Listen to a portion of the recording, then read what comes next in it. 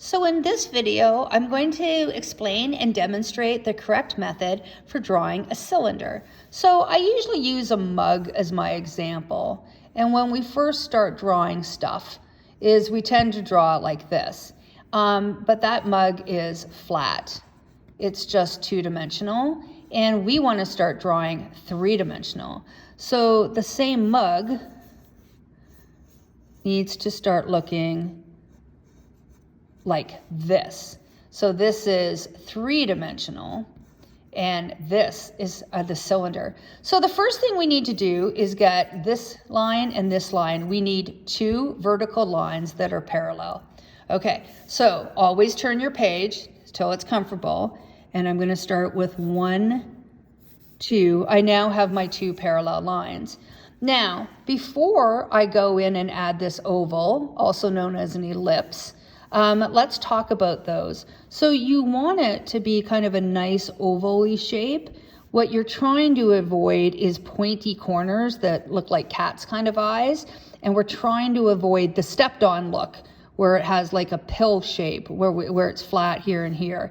We want it to end up being a nice oval. But I've got some tricks to show you how to draw that.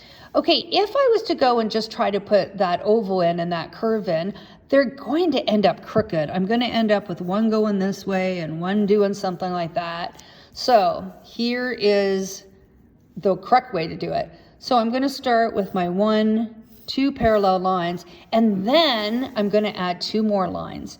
And these are called blocking lines. So a blocking line is a line that isn't actually part of the object. It's just a light little line that you use to help you draw. So now that I've got 2 horizontal lines, that's going to help me out a lot. Okay, so what we're going to do is I'm always turning my page. So to draw a straight line, you lock your wrist and you don't move it. To draw a curved line, it's this motion.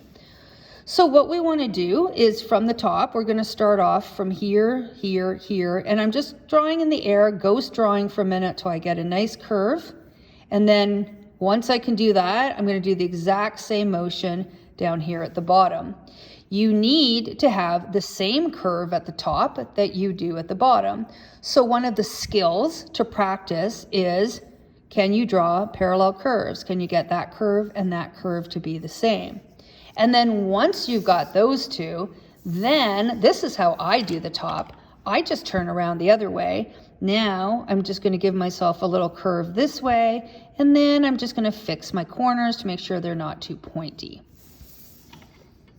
Okay, so what you don't want to do is you don't want something that looks like this, that has this curve on the top and then just a little bit on the bottom, right? That they need to be the same curve. The other thing you don't want to do is have a nice curve on the top and then have a wonky or crooked curve at the bottom.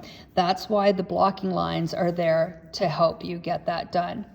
All right, I'm just going to show you one more thing that you can do to help you if you need this help.